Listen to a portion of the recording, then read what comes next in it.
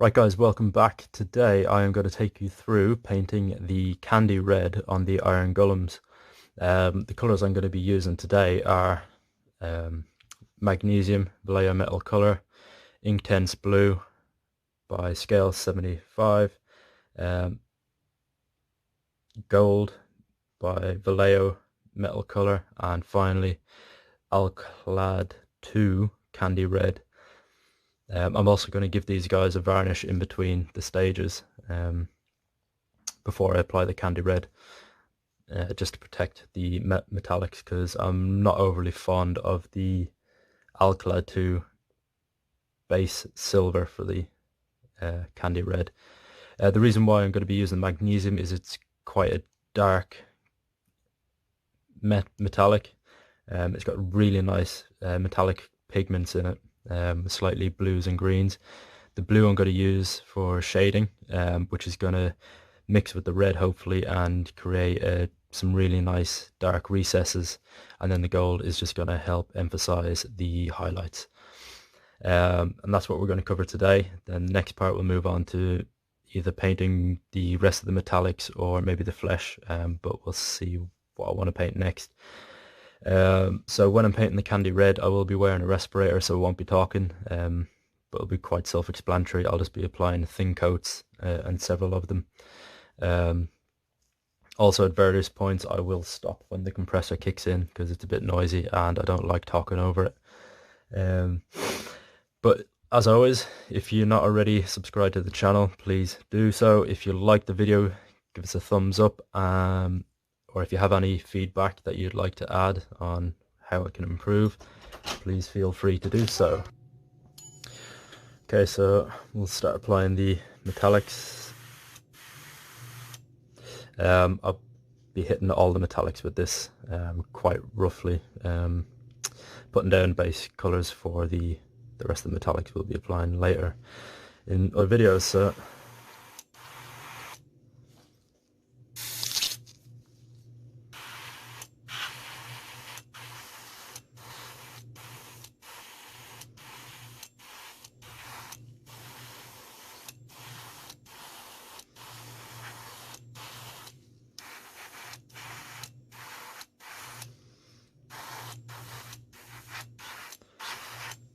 So as you can see, I'm using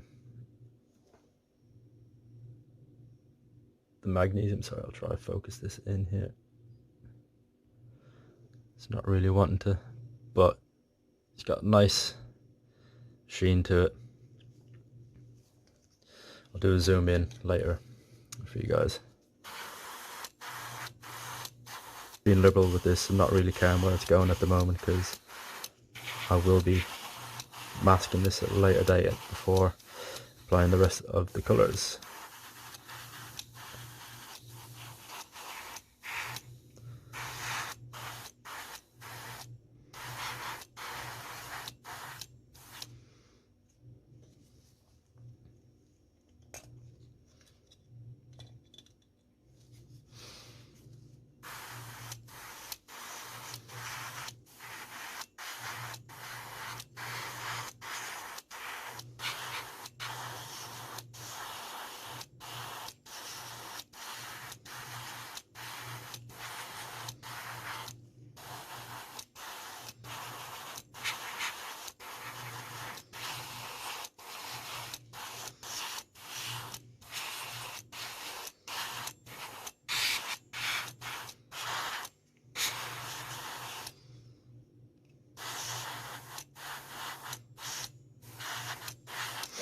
So yeah, what we're going for here is, a really quick tabletop standard.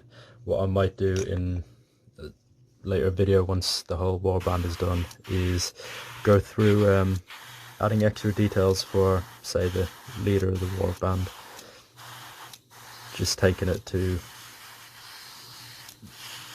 a nicer level of detail. But for this part, we're just trying to get these done on the table as quickly as possible so we can start playing, which is hopefully what you guys want.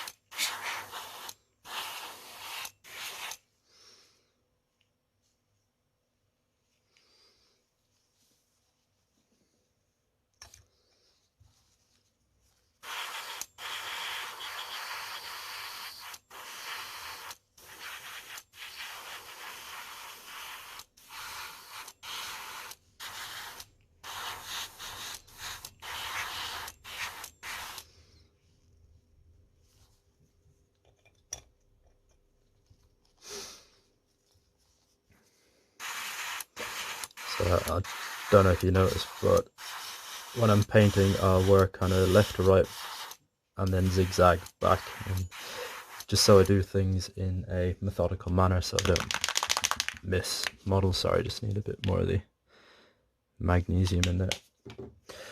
Just purely so I don't miss stuff. Just a habit when you're trying to batch paint stuff. Nothing more annoying than painting your batch and missing one or two in a certain stage and then having to go back, get out the paint, and just kind of defeats the purpose of the efficiency of batch painting. So I try and always work in a methodical manner.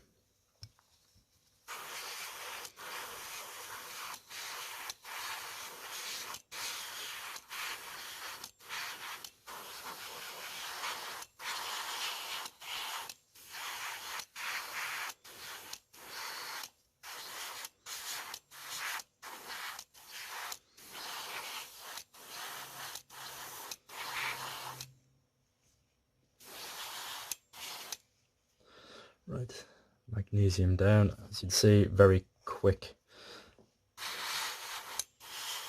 very brash, just hitting pretty much all of the model up. Not fussed where it's going because we will go back and neaten it up. At the moment we're looking about efficiency and saving as much time as possible.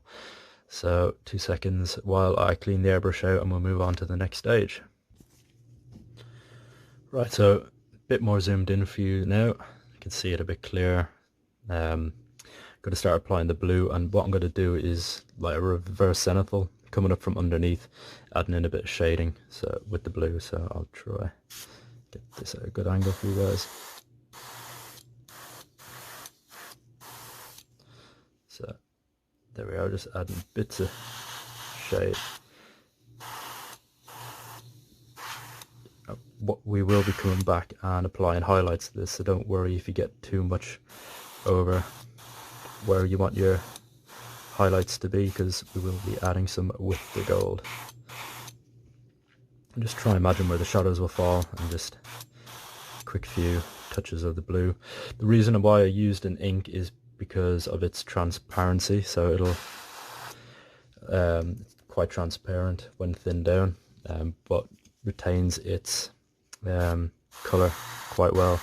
If you don't have any inks, you can pick them up from artist shops even, and they'll thin quite well. Winsor & Newton do quite a nice artist ink, or failing that you could just thin down some wash with a glaze medium. Like Drakenhof Nightshade will work here just nicely as well. So just adding in bits of blue, so as you can see, just adding in a nice bit of character to the metallics already. Quick and easy, ready to get on the tabletop as soon as we can.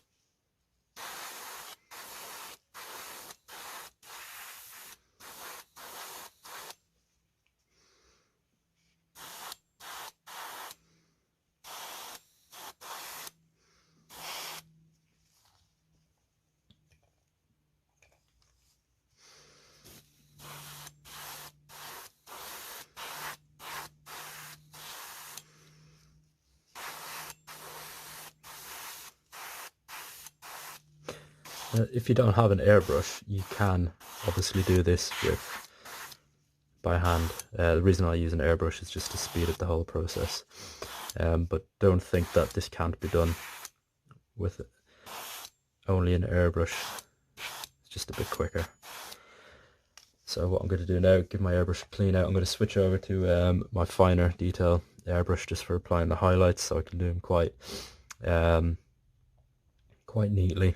You don't need top-end airbrush to do this, especially if you're only painting a couple of models a month. It's probably not worth your while investment-wise. But give me 2 seconds and we'll be back on with the highlights of Vallejo Metal Color Gold.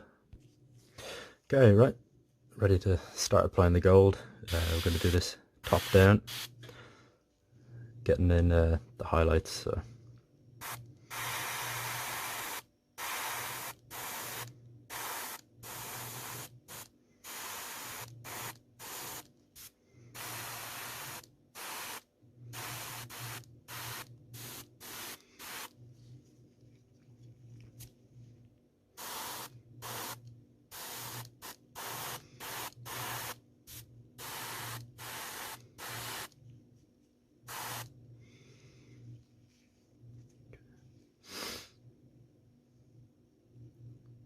As you can see, quite a bit of subtle details there, so ready for when we start applying the candy red. Will hopefully show through and give it quite a nice little bit of detail. Also, if you don't have the alclad too, you can always go and use Tamiya clear red. It's another quite popular one for doing candy reds. Or if you wanted to do them a different color, you can just substitute the red for whatever color you want.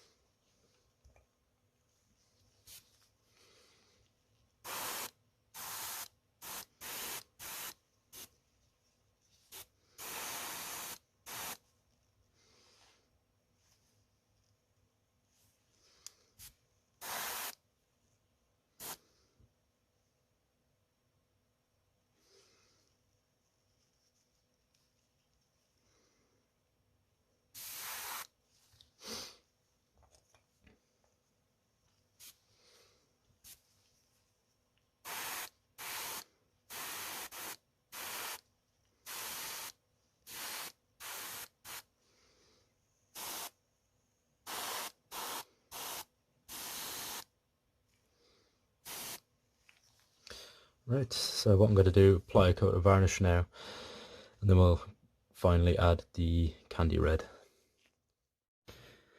Alright guys, so now ready to start applying the alclad to candy red enamel. So the miniatures have been gloss varnished, allowed them to dry, and as you can see, a couple of different colours in on the actual basic metal that we're going to cover, so hopefully this will come through with the red. So I'm going to put my respirator on now, so there won't be any more talking for the next however long it takes to cover these miniatures, so just bear with me. I'm going to pause this, get the respirator on, and I'll crack on, and I'll speak to you afterwards.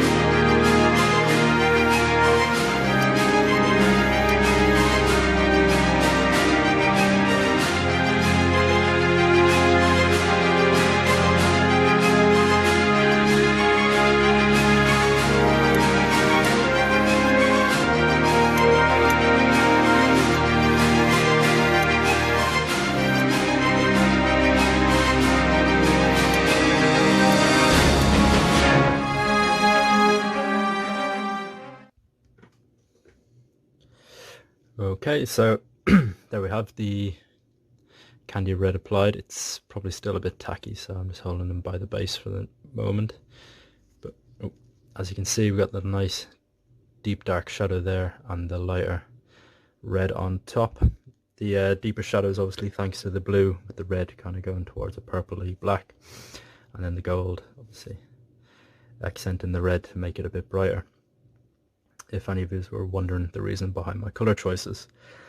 So what I'm going to do, leave this to dry, and then I'll start filling in the metallics. So for the chainmail, stuff like that is going to be a nice kind of warm brownish steel that I'll go for. Then some nice copper or bronze brass for the trims, and then a really worn dark metal for anything else, just to contrast it a bit, like the spikes and stuff. Then finally move on to the skin, and these guys will be pretty much done. So I hope you liked the first part. As always, give the channel a like if you like what you see. Follow us, hit the subscribe, get notifications, all that good stuff. Anything you can do to help support us, or if you would just like to drop me a message about how I do things, what I do them with, i.e. my tools, equipment, I'm more than happy to talk to you about that. Or if you'd like to see a video on kind of my setup, what I use, and how I get the most out of it, just let me know. Thanks for watching, guys.